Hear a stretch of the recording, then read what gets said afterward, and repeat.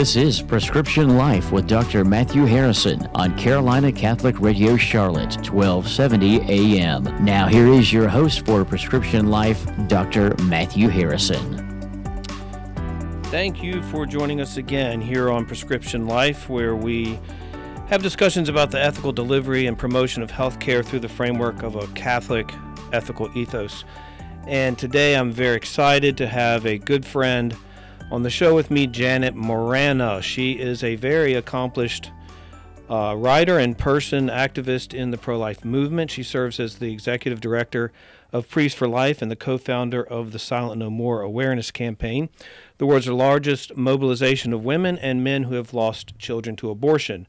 Mrs. Morana was born in Brooklyn, New York. She holds a degree in foreign languages and a master's degree in education, as well as a professional diploma in reading from St. John's University, graduating with several awards for academic excellence.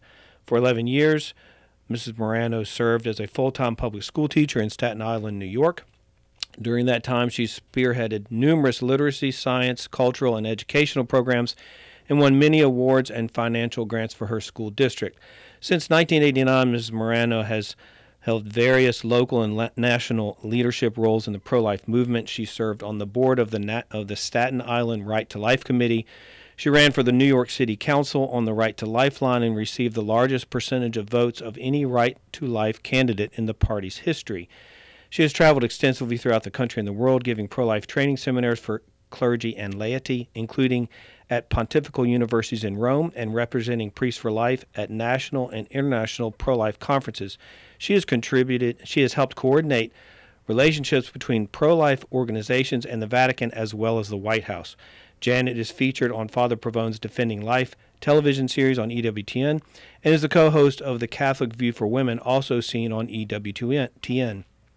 She is a weekly guest on the EWTN Global Catholic Radio with Teresa Tomeo, has appeared on Fox News Channel and numerous other media outlets. She is the co-founder of the Silent No More awareness campaign, an international effort to assist women who have had abortions to share their testimonies. In 2003, she addressed the pro-life caucus of the House of Representatives on life issues. In 2009, the International Legatus Organization bestowed upon her the Cardinal John O'Connor Pro-Life Hall of Fame Award. She is a member of the National Advisory Board of Stanton Healthcare and board member and secretary of the International Hope Alive Counselors Association.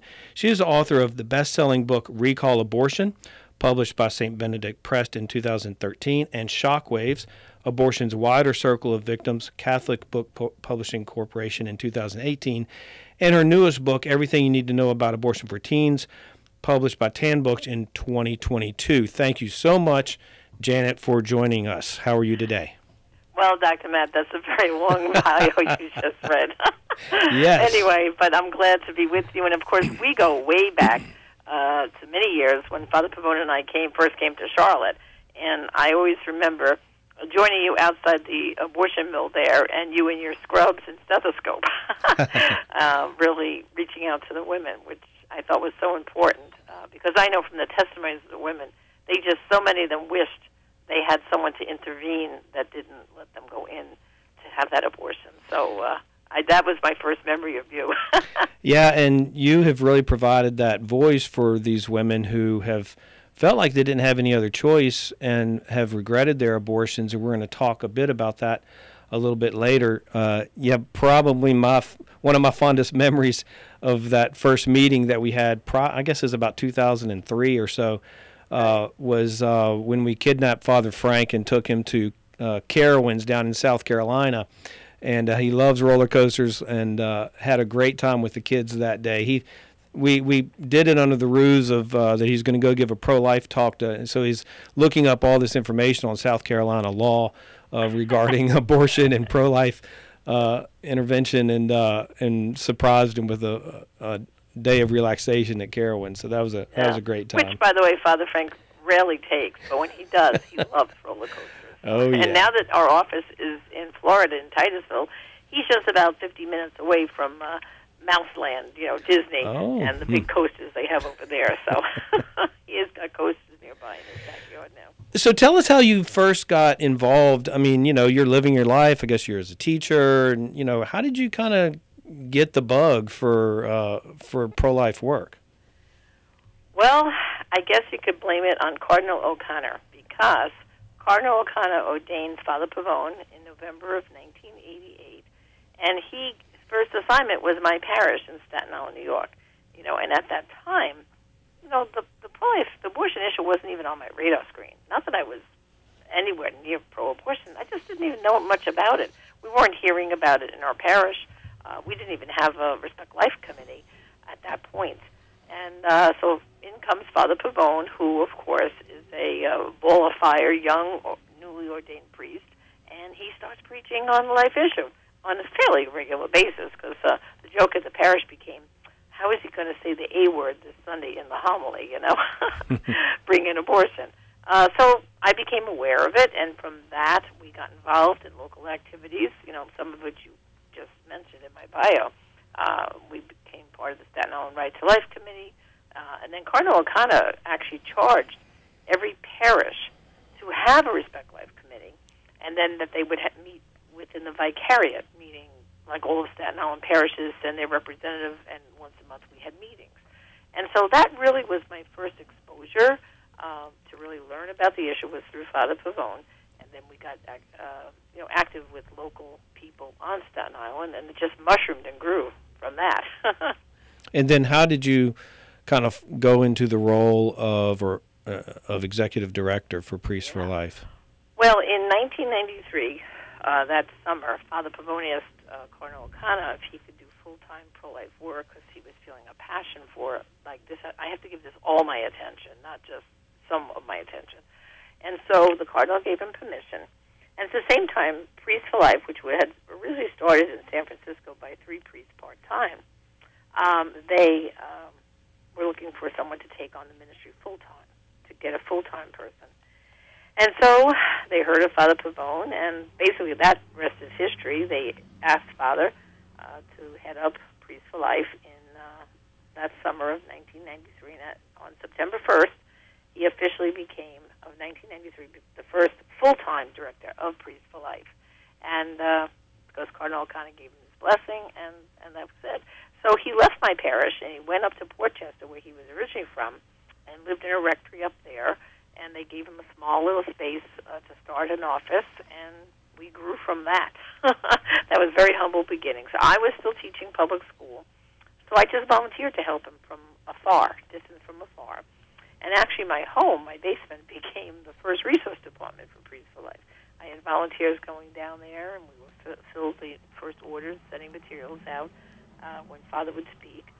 And I kept doing that for quite a few years until June of 2000 was when I permanently left public school teaching, and Priests for Life hired me full time.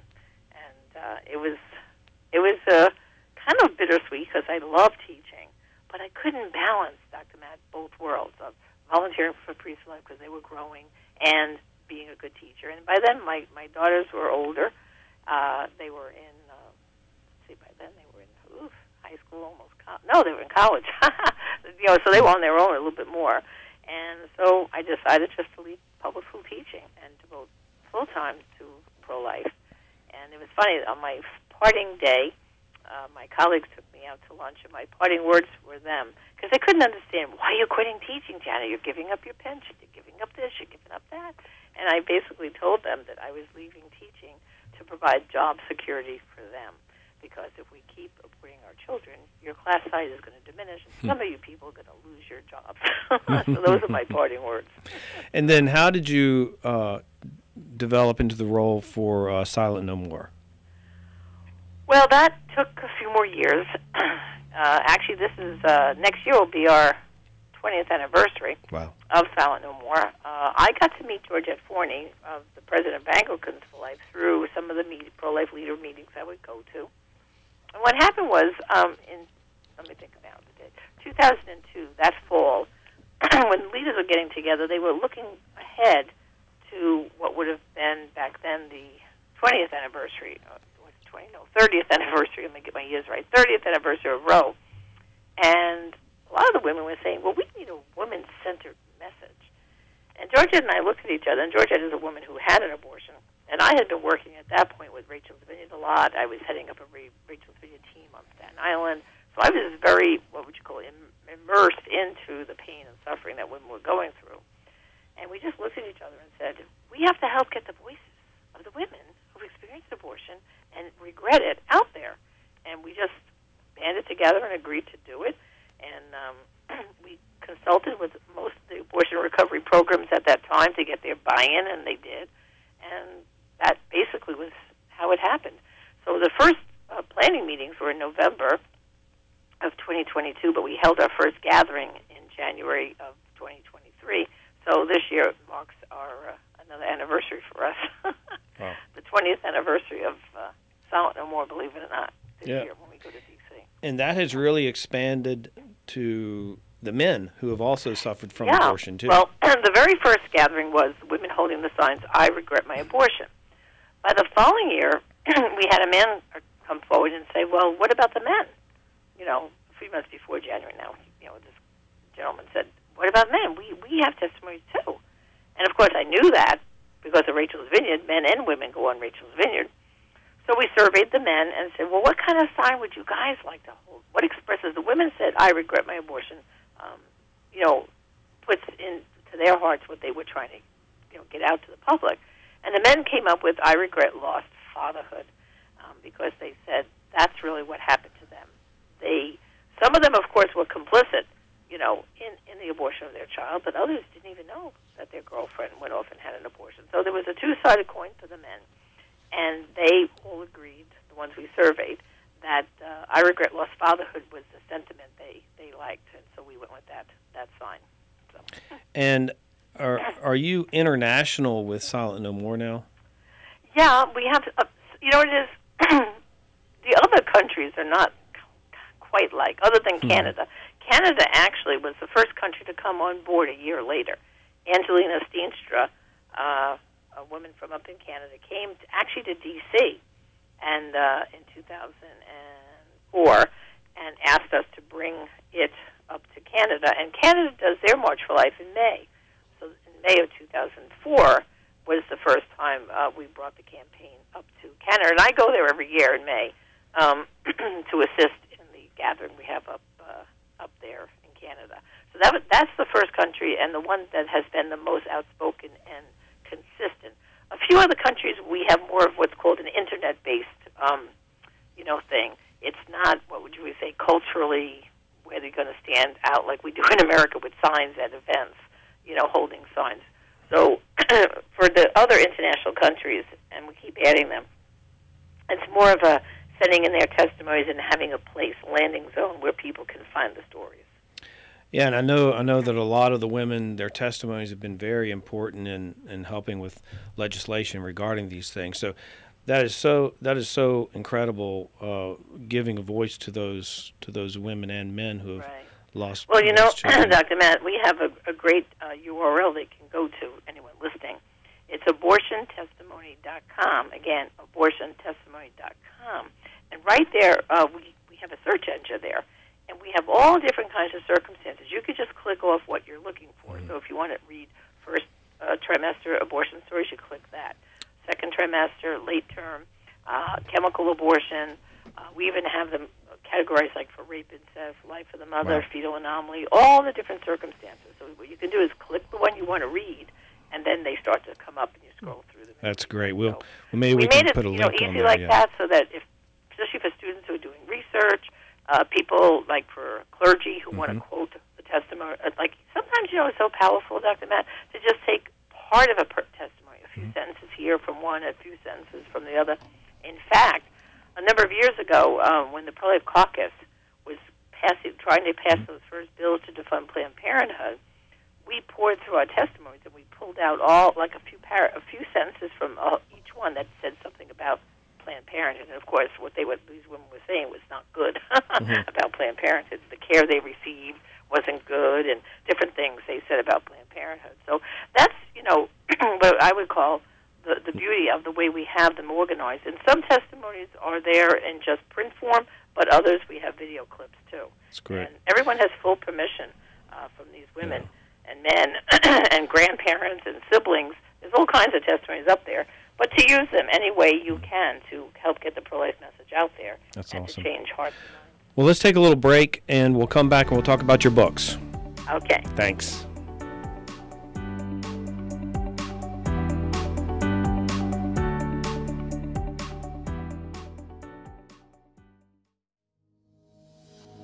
Faith and charity are key elements of life, but are they at the center of your retirement planning and life insurance decisions? Knights of Columbus, a trusted organization with a proud history of more than 140 years of helping its members, can help Catholic families with insurance and retirement planning solutions. Most importantly, we do this in a way that is compatible with Catholic teaching and the U.S. Conference of Catholic Bishops' investment guidelines. Today, we have expanded our offerings to include retirement annuities, long-term care insurance, and disability income insurance. Beyond the benefits of financial protection, members may take satisfaction in knowing that Knights of Columbus contributes to causes that align with Catholic moral teaching. Let your faith inspire your financial decisions. Terms and conditions apply. Learn more by calling Field Agent Bob Gordon at 516-551-7838. The Catholic Church sends us into a bruised and broken world. No matter how busy we are or how much we struggle to make sense of the madness around us, we are called to perform a work of great value for the evangelization of the world. In 2015, a small group of local media pioneers listened and answered this call of the Second Vatican Council, and Carolina Catholic Radio was born. Today, we are the Carolina Catholic Media Network and broadcast the truth of Jesus Christ on 7 distinct platforms to meet the demands of today's media consumers. Our network produces more original local programming than nearly any other EWTN affiliate nationwide, and each of our hosts are committed to educate, inform, inspire, and enrich lives no matter where they are on their journey of faith. Catholic media consumption has a direct impact on our lives. It helps us learn, teach, and practice our faith. And in a world that seeks to cancel the truth, we need it more than ever before. Now, through the end of 2022, we need your support and ask you to join our Circle of Friends giving campaign. As a Carolina Catholic community, we invite you to sponsor or join a circle with those whom you live, practice, and share passion for the faith. Consider sponsoring a circle to memorialize a loved one by asking your friends and family to donate to us in their honor. Or join a circle sponsored by your favorite local program host. There are many possibilities. It is together as a circle of friends, our voice, our community, and our faith will be strong, leaving a legacy for those who follow our footsteps. Join us today at carolinacatholicmedia.org.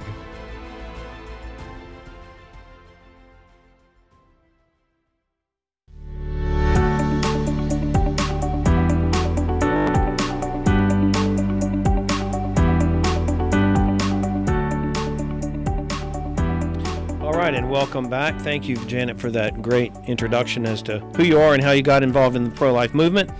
And I really want to spend some time talking about your books. You've published 3 really wonderful books and great resources, and I want to let people know that they are out there and how we can get a hold of them. So tell me a little bit about Recall Abortion, your first book. Really, it kind of talks about, abortion as a product, and if it was a product like anything else that's sold these days, it would be recalled because of really all of the bad things that have come out of it. Right. Yeah, so basically, the title of the book has 2 meanings. The first one, like you're describing, that I make the case that abortion is a bad product, and if it did to anyone what it does to the women, it would be off the market. But then the other point is, the women who have had abortions, even if they've gone through healing, they still recall that abortion experience. They will recall the date of the abortion. They will recall the date that baby should have been born. So it becomes part of them. So they have this recall memory, so to speak. And so I present that in the book also. And what I do in Recall Abortion is I show that abortion is not medicine because it doesn't help the body. You know, when you think about it, you're a doctor, Dr. Matt. I mean, if you recommend a patient for surgery, isn't it because the body isn't doing something that it should do, and we have to go in and surgically make a course correction to help it do what it should be doing? Right, doctor? That's right. That's right. I mean, abortion... That's really what surgery is about, right? And for everybody, an abortion is just like a gynecological, a first trimester abortion. It's like a D&C. So, you know, if a woman, say, we're having fibroids and clots and all this, the doctor might send her in for what's called a D&C. Well, guess what? That's basically how they do a first trimester abortion. But the problem with abortion is it's really not medicine, right, Dr. Matt? Because the body is going perfectly fine nurturing this little unborn child, and pregnancy is going along perfectly fine. So what abortion is doing is it's interrupting a perfectly normal medical process, and it's saying, okay, we're just going to get rid of this baby. And so so what I do is I show in the book how abortion is not medicine, and I'm sure you would agree with me 100% on that, right? Oh, yeah. And, you know, when you think about embryology and all the things that could go wrong in the development of a person, it's a miracle that any of us, you know, have made it through embryological stages. And so then, you know, to have an abortion, you're essentially giving some woman some type of a treatment that is treating something that happened correctly. Right. Yeah, you're not healing anything. You're not trying to correct something that went wrong. So another thing I do, Dr. Matt, which I'm sure you would agree with as a doctor, in Recall Abortion is I present the case like, okay, patient comes to the doctor, and let's say you have a torn meniscus, and you're going to an orthopedic doctor, right? Well, you're probably going to need surgery. So what happens? First, you go to see the doctor. He diagnoses the problem. He does some tests. Probably you get an MRI, and then he schedules surgery, probably a few weeks later. And then the week of your surgery, what happens? You go to the hospital for what they call pre-admission testing, correct? Is this all medical correct? Oh, yeah. I mean, some things are done outpatient, but, yeah, and you're having any kind of surgery. Well, that's something. Like it's done as an in-and-out surgery. Yeah. But prior to the surgery, you have to go for what they call pre-admission testing, and you usually get blood work, urine analysis, chest x-ray. You meet with an anesthesiologist who explains the type of anesthesia they're going to use for your surgery. Of course, and your doctor has already described the procedure to you, et cetera, and et cetera. Okay, day of surgery, what happens?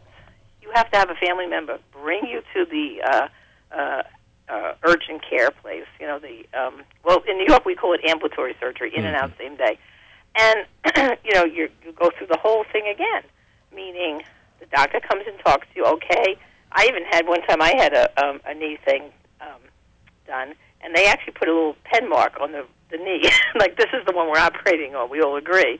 And then, of course, the anesthesiologist comes in and sees you, and you go in for the procedure, and then when you're finished, you come out into recovery, and you see the doctor, he tells you how everything went, and you usually are discharged a few hours later with usually a prescription for antibiotics and pain meds, and a follow-up appointment. Okay, abortion. Does any of that happen? Absolutely not. Zero. And that's what I do. I kind of present to everybody, okay, here's normal. This is normal medical practice. Here's what Planned Parenthood and these other abortion mills do. The woman comes in. They don't take any medical history. They want to know if it's cash, credit card, insurance, or Medicaid, right? That's what they want to know. And then she's taken in the back, told to get undressed. If you're lucky, they might give her a little pill to calm her down, but many of these places give them absolutely nothing. And guess when they see the doctor? When they're on the procedure table with their feet up in the stirrups, most of them don't even know the name of the doctor. Can you imagine that? Can you imagine letting someone operate on you and you don't even know the name of that doctor? Yeah, and now, of course, with medical abortions, all this stuff is just happening through the mail. Oh, yeah, that's even worse. Yeah, it's just But when the procedure is over, the doctor leaves the room. She'll never see him again unless she comes back for a repeat abortion. She's taken into another room where she can sit for about an hour. They'll give her some juice and cookies. And about an hour later, she's told to get dressed and leave. Is this good medical care? And so that's the kind of stuff I do in the book, Dr. Matt, Recall Abortion. I really show that it's not good medicine. Yeah, it's really eye-opening for a lot of people who don't understand the process.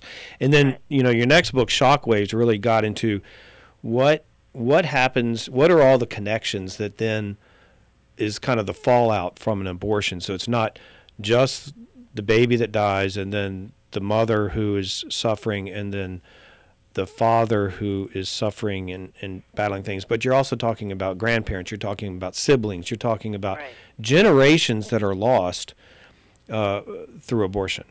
Right.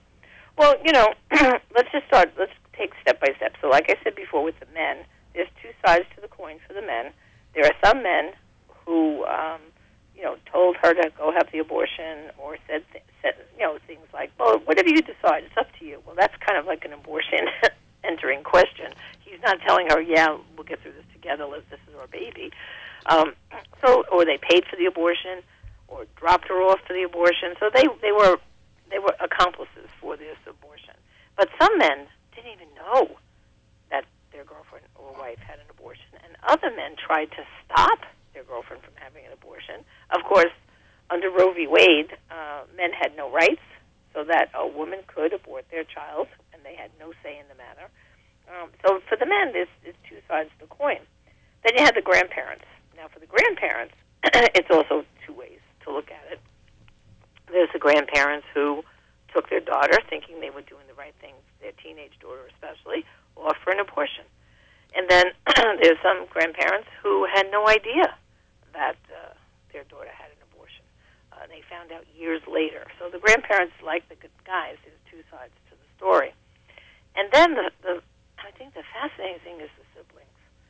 And we're talking about siblings that are born after, the children that come subsequently after an abortion. Very often these girls are having these abortions when they're in high school or college. Years later, they meet Mr. Right. Now they want to have a family. And these kids have a profound sense, Dr. Matt, of there's someone missing. Mm-hmm. They have this sense of longing for who's missing from our family. I've heard that many times. I did a lot of research with this with Dr. Philip Ney. He's a Canadian psychiatrist. And he, besides his research on abortion, he also had family practice. And this is a startling story. It's in my book, but I'll tell it for your listeners. He had a woman come to him with her 7-year-old daughter who was wetting the bed. Now, at 7, as you know, that's a problem, right? The kid's still wetting a bed at 7. So in one room, Dr. Ney had the little girl with his assistant, and he was chatting with the mother in another room. So the assistant, he kills time with the kids. He says to the little girl, here's some paper and crayons. Could you draw a picture of your family? Now, this girl, Dr. Matt, was an only child. And she draws a picture of herself and 2 other siblings that were, bigger than her, and her mom and her dad. So the assistant looks at this picture, knowing she's an only child, and says, She brings it quietly into Dr. Ney, who's talking to the mother. And all of a sudden, he looks at it, and he looks at the woman, and he says to her, tell me about, have you had any pregnancy losses? See, he doesn't use the word abortion, pregnancy loss. So her eyes still well up with tears, and she says to Dr. Ney, yes, I had 2 abortions. How did that little girl know, right? How did she know? But yet she drew her 2 missing siblings. So, of course, Dr. Ney goes on to write that he had the mom and the daughter together with him in therapy for a few months. And once they opened up the bag of worms, so to speak, the elephant in the room, and the mom admitted to what happened to the little girl, and she got to talk about her feelings, the bedwetting eventually went away. But that's one of the more startling stories there from Dr. Philip Ney, who he and his wife, Marie Ney, have studied this extensively, and they've done a lot of research on the effect of siblings, who have mourned their aborted sibling. Wow. And in the last 2 minutes of this segment, I wanted to let everybody know about everything you need to know about abortion for teens. This is a very simple, straightforward book, which is a really great resource for teens, but it really is for anybody. And one thing I really like about it is your section of embryo pictures. I have a copy of it here. I'm going to show to the YouTube audience. And wonderful pictures here that highlight all the different weeks and the developmental stages. This is a great resource. Yeah, well, everything you know about abortion for teens, actually, Tan Books, who is also St. Benedict's, they loved my first book, and they said, we wish you could, write this for teens, like talk to kids, And so that's how this book was born. And so basically, I always say everything you need to know about abortion for teens, but you know what? It's for adults, too. You're going to learn something.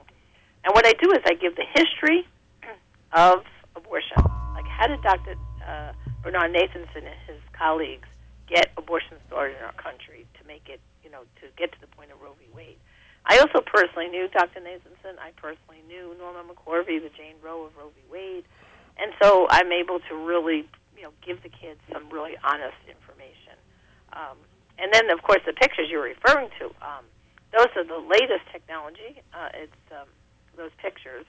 And I specifically put in the one starting at the 7th, 8th, 9th, and 10th week gestation of the unborn child, because as you know, Dr. Matt, those are the babies that are being under attack right now from chemical abortion. So I wanted the kids to really see that baby. And if you look at the captions, you probably could read a few for the listeners.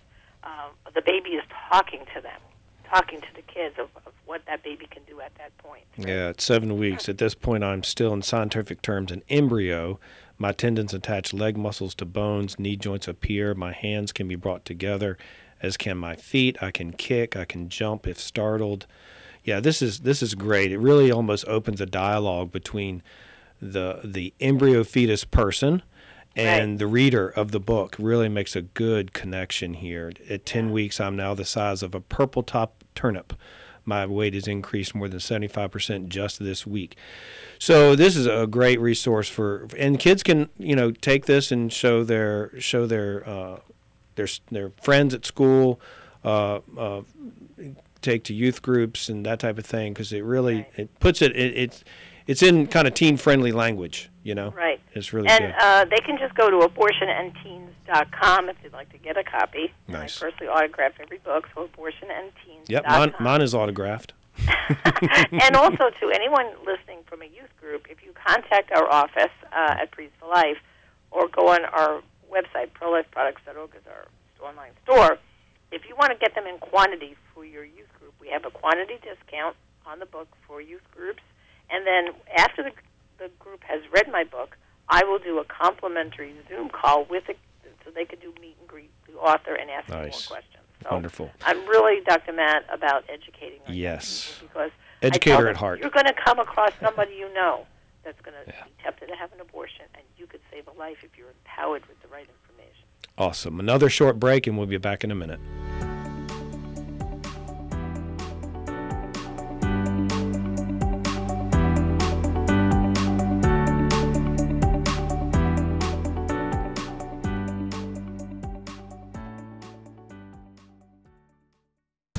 Are you a man searching for the truth? Find answers and fellowship in the Carolina Catholic Man Cave every Saturday from noon until 7 p.m. only on the Carolina Catholic Media Network. The Catholic Church sends us into a bruised and broken world. No matter how busy we are or how much we struggle to make sense of the madness around us, we are called to perform a work of great value for the evangelization of the world. In 2015, a small group of local media pioneers listened and answered this call of the Second Vatican Council, and Carolina Catholic Radio was born. Today, we are the Carolina Catholic Media Network and broadcast the truth of Jesus Christ on 7 distinct platforms to meet the demands of today's media consumers. Our network produces more original local programming than nearly any other EWTN affiliate nationwide, and each of our hosts are committed to educate, inform, inspire, and enrich lives no matter where they are on their journey of faith. Catholic media consumption has a direct impact on our lives. It helps us learn, teach, and practice our faith. And in a world that seeks to cancel the truth, we need it more than ever before. now through the end of 2022. We need your support and ask you to join our Circle of Friends giving campaign. As a Carolina Catholic community, we invite you to sponsor or join a circle with those whom you live, practice, and share passion for the faith. Consider sponsoring a circle to memorialize a loved one by asking your friends and family to donate to us in their honor. Or join a circle sponsored by your favorite local program host. There are many possibilities. It is together as a circle of friends, our voice, our community, and our faith will be strong, leaving a legacy for those who follow our footsteps. Join us today at carolinacatholicmedia.org.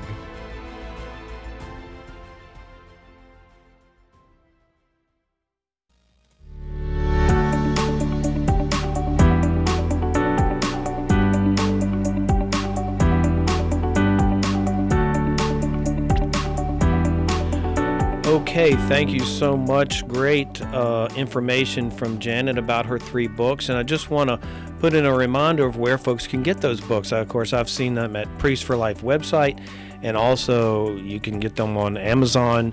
Janet, where else can folks get a copy of your books? Yeah, they can go to our online store at prolifeproducts.org, and also to have a special webpage set up for this new book called abortionandteens.com. So any of those places is great.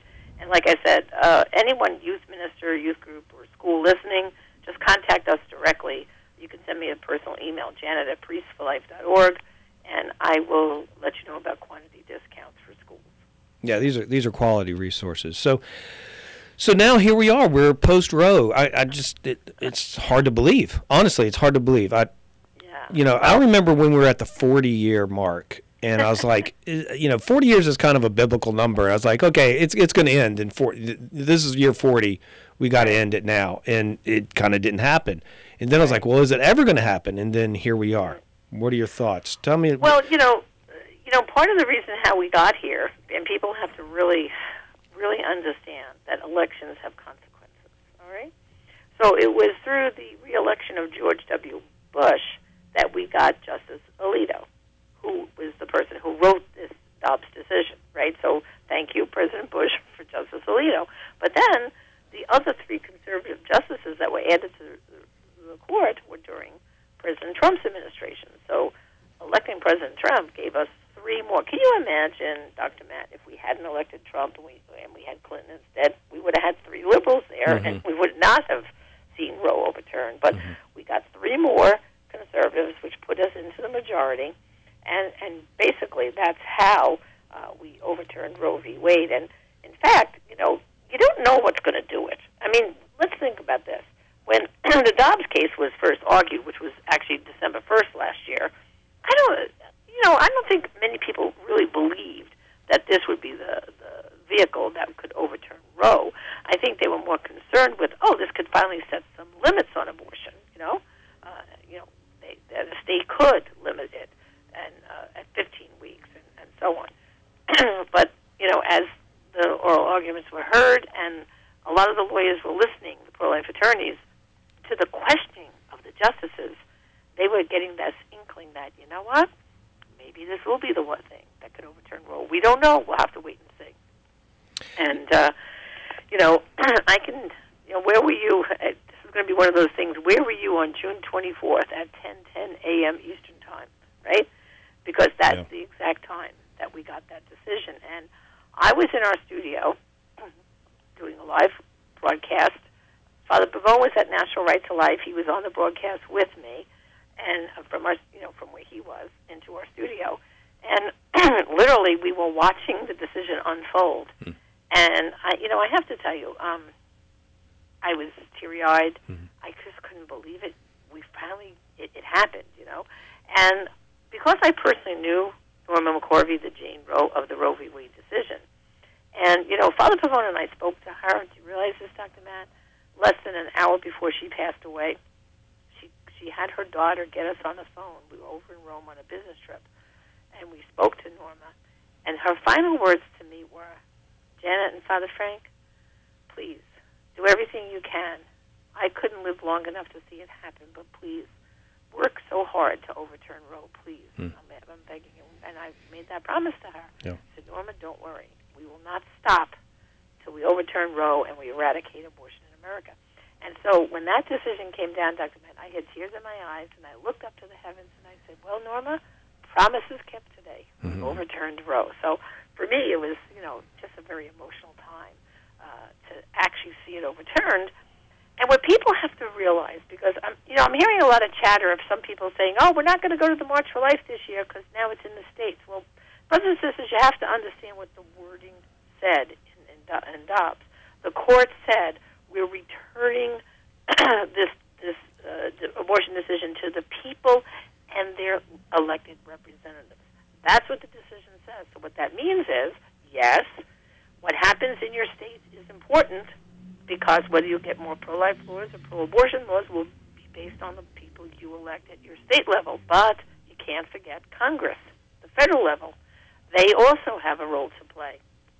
And this is one part, Dr. Matt, that a lot of people aren't realizing. On the House side, Congressman Chris Smith and others would like to introduce a 15-week ban. Now, when we get the new Congress, in January. Mm-hmm. If they do this, all right, now granted, right now, with the, we don't have a really complete Senate, control of the Senate, and of course we have Biden who will veto any pro-life law. But in 2 years, if we can elect a pro-life president and get the Senate and the House, it's possible that we could pass a 15-week ban on abortion in 2025. And if that happens, you know what that will do, Dr. Matt? All these states that are trying to pass, like New York, California, Vermont, Illinois, the abortion, New Jersey is another one, abortion till birth, guess what a 15-week ban will do? It'll stop those laws from happening. Mm-hmm. Realize that?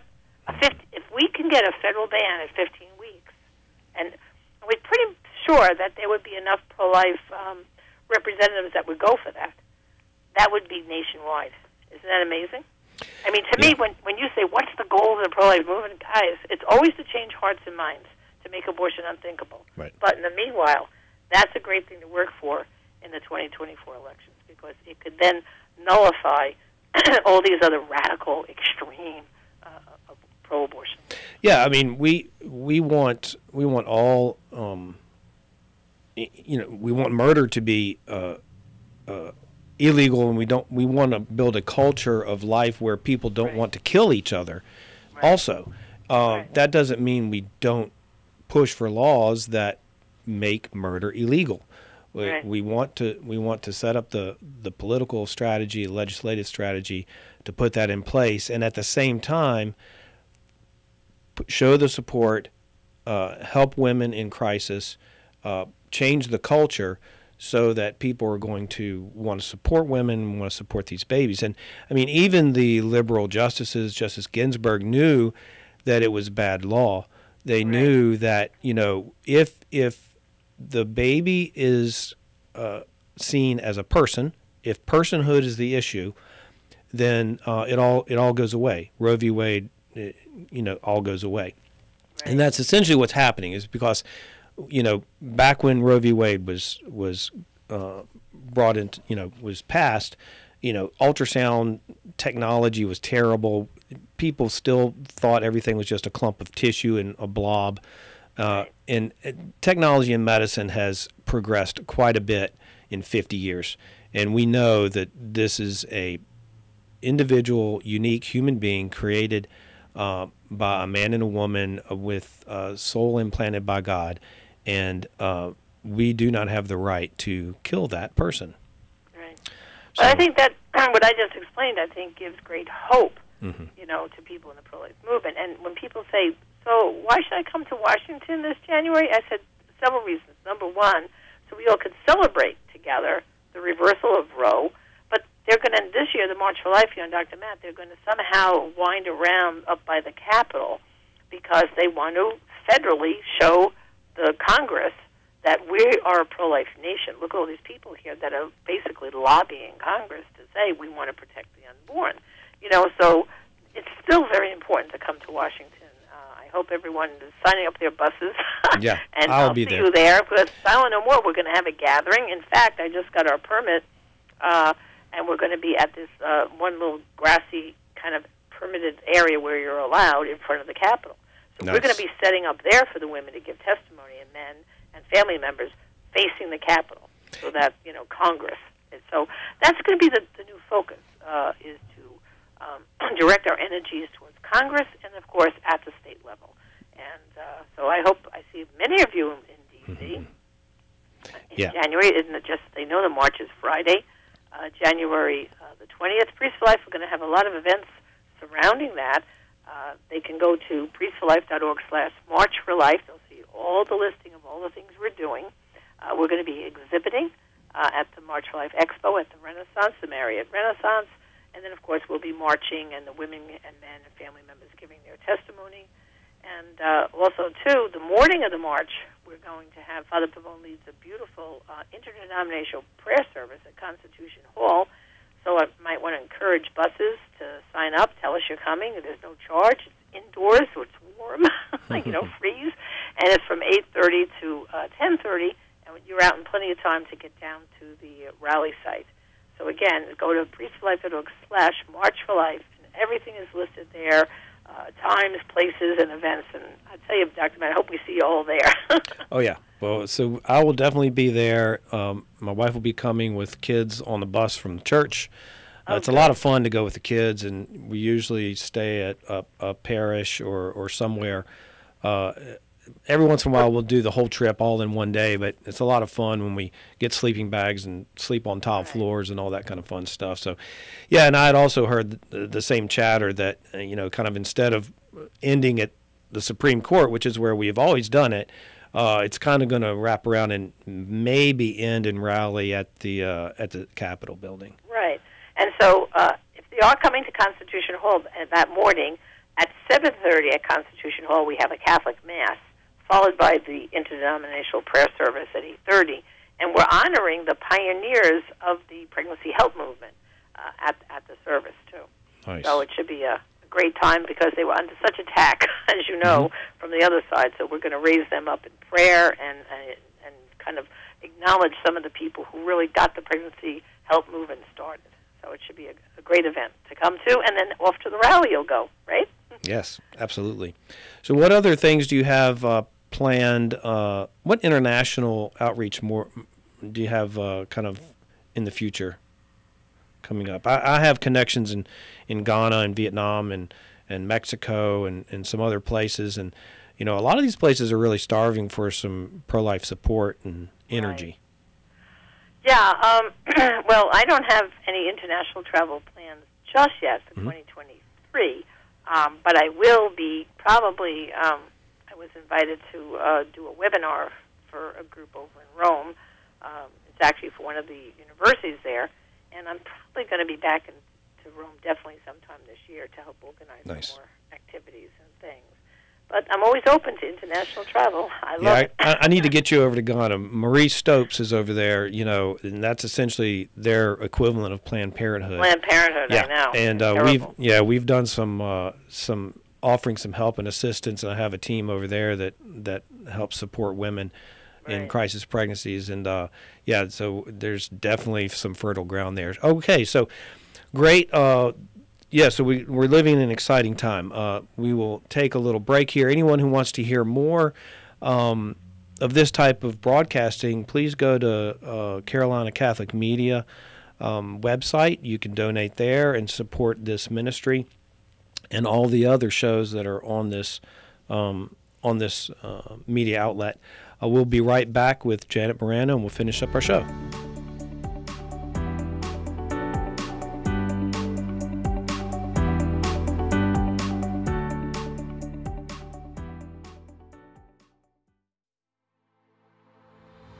The Catholic Church sends us into a bruised and broken world.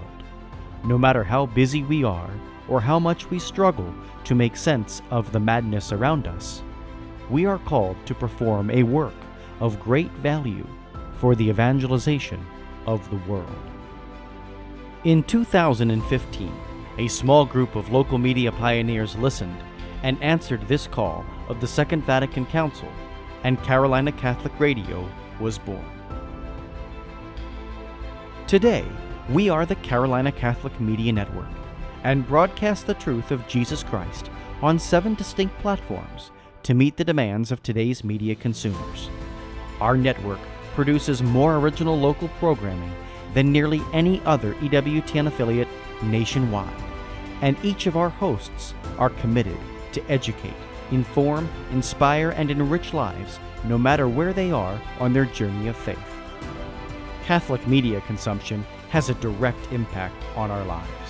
It helps us learn, teach, and practice our faith. And in a world that seeks to cancel the truth, we need it more than ever before. Now, through the end of 2022, we need your support and ask you to join our Circle of Friends giving campaign. As a Carolina Catholic community, we invite you to sponsor or join a circle with those whom you live, practice, and share passion for the faith. Consider sponsoring a circle to memorialize a loved one by asking your friends and family to donate to us in their honor. Or join a circle sponsored by your favorite local program host. There are many possibilities. It is together as a circle of friends, our voice, our community, and our faith will be strong, leaving a legacy for those who follow our footsteps. Join us today at carolinacatholicmedia.org.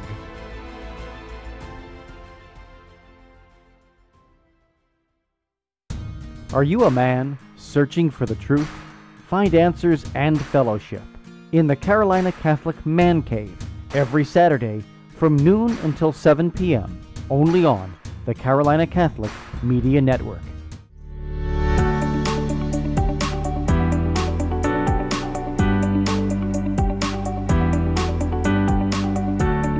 Thank you for joining us. Here we are back here with Perscription Life, and I've been so happy to have Janet Morana as our guest today.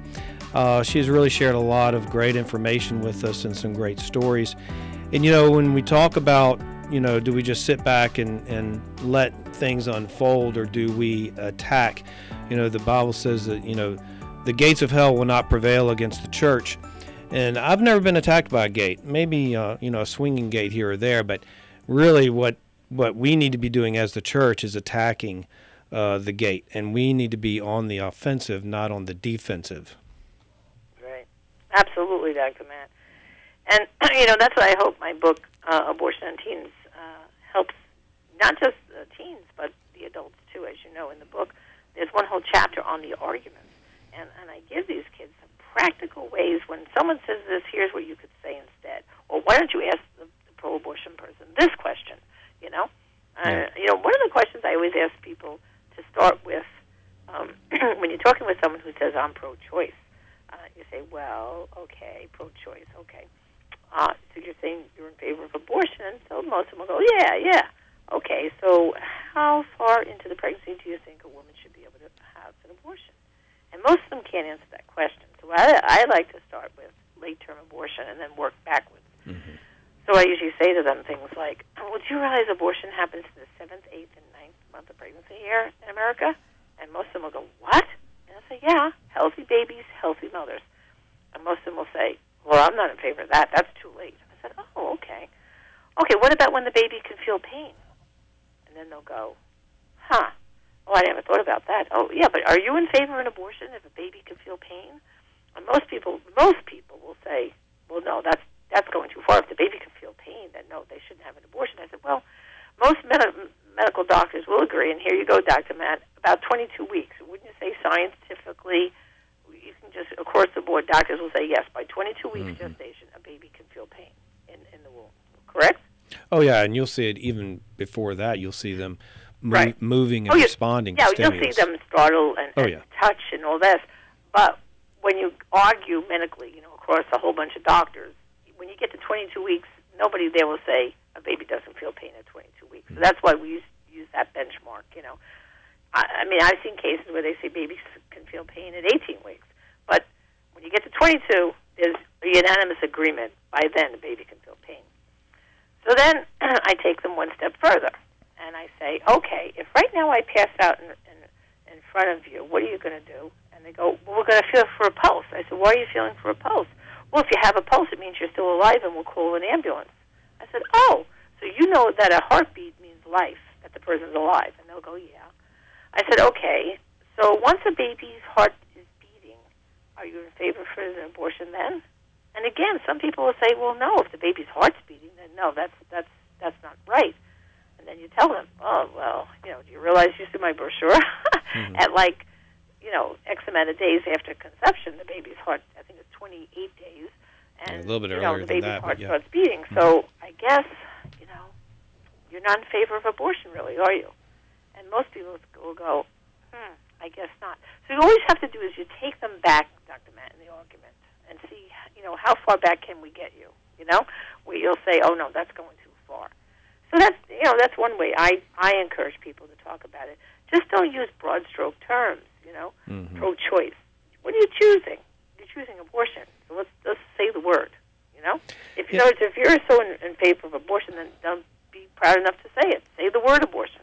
And if you notice, it's not only till recently, I think in this election cycle, because of the overturning of Roe, suddenly the politicians weren't afraid to talk about abortion, right, Dr. Matt? Because in other years, don't you find you were longing for, can we have a debate on this topic, Yeah. But because of the overturning Roe, suddenly it was okay to say the word abortion. So I say take people step by step and just see how far back you can get them to say that, oh, yeah, that's going too far.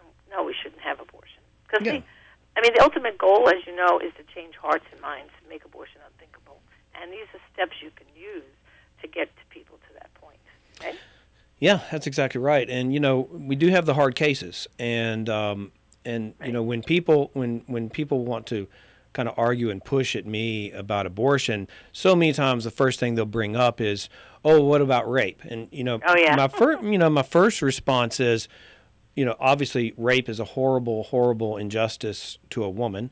And then the second thing I'll say is, okay, now suppose, just for argument's sake, suppose we made an exception for rape. We're talking about 0.5 or less of reasons for abortion is in the case of rape. So are you willing to, I asked that person, are you willing to then say that all the rest of the abortions should be illegal? And of course they're not. And really what they're doing is they're taking the tragedy and the trauma of rape and using it to justify their extreme views for all abortion. And that's really, that's just not right. I know. Well, and Dr. David Reardon of the Elliott Institute, he studied victims of rape. And there was two groups of women. The first group were women who were raped and had the abortion, and the other group were women who were raped and either gave birth to the child and made an adoption plan or gave birth to the child and raised the child. And guess what? The majority of the women who were raped and had the abortion regretted their abortion. Mm-hmm. It was more than 90% deeply regretted that abortion decision. Mm-hmm. And for the most part, they said that abortion was a second trauma. It didn't unrape them. It brought more trauma to them. And in most cases, they weren't even the ones thinking about having the abortion. They were being pressured by either hospital personnel or family members to abort that pregnancy. And so when you listen to the women who were raped and gave birth to the child, they said the baby did not remind them of the rapist, and that they found that giving birth to that child was a life-giving thing, that it helped heal. It began the healing process from that rape. So when you listen to the voices of experience, as opposed to a bunch of political rhetoric, the truth is women who have been raped, most of them will say they do not want an abortion, and if they had one, they deeply regret it. And you've talked to many of these women over the past 20 years with Silent No More, and what has your experience been with those many Well, even with the testimonies. If you go to our website, abortiontestimony.com, and click rape, all right, click off rape, you can begin to read their stories and how the rape, having that abortion after being raped, did not solve their problem. It didn't help them. It didn't heal them. It was another trauma for them, and they deeply, deeply regretted that abortion. So, and so once again, Dr. Matt, the voices of experience trump all the political rhetoric that's out there. And what do you say?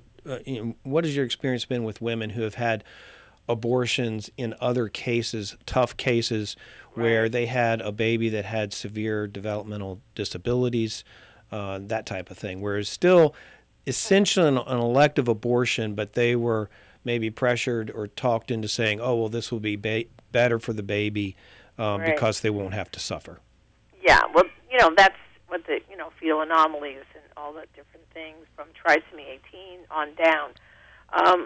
Again, if you listen to the women who've experienced this, they said that having the abortion, first of all, by the time you have an abortion for a fetal anomaly, you're in second trimester, almost into third, as you know, Dr. Matt, by the time it's diagnosed. And unfortunately, too many of these doctors start offering termination. They won't use the word abortion, they'll call it termination. Oh, it's better for the baby. It's not better for the baby, certainly, but it's also riskier for the mother. It's easier for her to just take the pregnancy as far along as possible, and then you deliver the child and do everything to save the child. You have two patients there, and that's how you have to look at it. And again, I don't know if you're familiar, I think you are, with Dr. Byron Calhoun. He pioneered perinatal hospice here in America. It actually started over in Europe. And perinatal hospice, brothers and sisters, is where even if the baby has a terminal diagnosis, they bring that mom and baby along in that pregnancy as far as possible, and very often other family members are there standing by, clergy, and they deliver the baby and do everything possible to resuscitate that child and care for the child. And if the baby does pass away, the baby is in the arms of the family, they name the baby. It's just a proper way of doing it. And the other thing, too, is, you can't really put a prediction on what will happen. With trisomy 18 babies, because of medical intervention now, some of these babies are living longer and longer and longer. And, of course, Senator Rick Santorum's Bella is a teenager now. Did you realize that? Yeah. That's how old, and she's trisomy 18. And recently I was speaking in Michigan, and one of the people at my table had his daughter was almost Bella's age with trisomy 18. Wow. And he was explaining to me that all the surgical interventions that they have now that help these babies, that they can live a good life a lot longer than we think. So we shouldn't be playing God is the bottom line. And having an abortion for a baby that has a fatal diagnosis like that, you just don't know what miracles God can perform. And so we have to stop being in the business of playing God, because when you listen to the testimonies, and again, go to abortiontestimony.com, read some of these stories, you'll see that the abortion was more traumatizing to them and to that baby. Yeah, and my advice has always been, to parents in this challenging situation is essentially treat the baby that's in your womb the same way you would if the baby was out and you were holding that baby in your arms. Right. I mean, if a baby's suffering in your arms, you're not just going to kill the baby. Right. You're going to try to comfort the baby, try to help the baby, try to love the baby, and do everything you can to help the baby. And if there might be some treatments that are futile, and we understand that, and so at that point, we're talking about hospice and palliative care, and that can be appropriate. Exactly. But yeah, I've had personal patients who have gone through this, had babies with anencephaly, had babies with trisomy 18, who gave birth to their babies, were able to hold the babies, bond with the babies, and have a proper mourning and grieving process after the baby passed, and then they're able to bury the baby. That's a very big thing that people, forget about abortion is the baby is gone. Women don't have a place to go mourn. They don't have a graveside. They don't have anything. And they're just left alone to suffer. And the grieving process is very important when you lose a baby in miscarriage, when you lose a baby in abortion. And a lot of people overlook that. Yeah. And there's a lot of ministries out there. Like I said, you just have to Google perinatal hospice is one. Also, there's another ministry called Be Not Afraid. Yeah, I'm familiar with them. That. And they actually help families that are in this situation. They even sell the little tiny, they donate them actually, the little caskets for the babies. And they have a whole way of how you can make sure to deal with the medical personnel in your area so that you can have the remains of your child. You don't have to have an abortion. You can deliver the baby, have clergy there, have the baby baptized. Yeah. I mean, I know another family. The baby only lived for about 22 hours, right? But during that 22 hours, all the other children were allowed to be in that hospital room with the mom and the baby. They all held the baby. The baby was baptized. The priest came.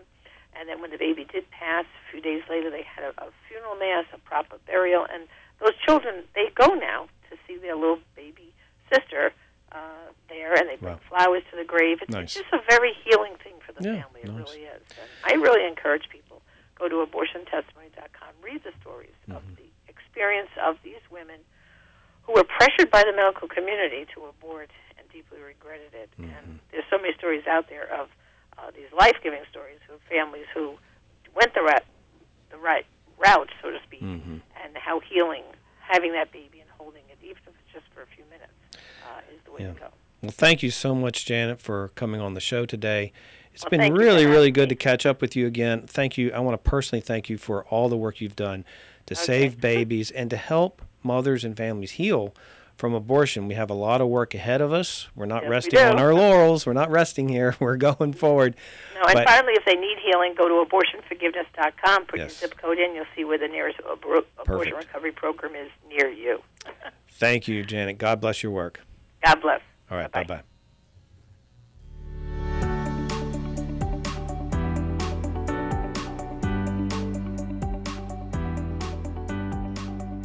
You've been listening to Prescription Life with Dr. Matthew Harrison on the Carolina Catholic Radio Network, 1270 AM Charlotte, and streaming at carolinacatholicmedia.org and on the Carolina Catholic Media app.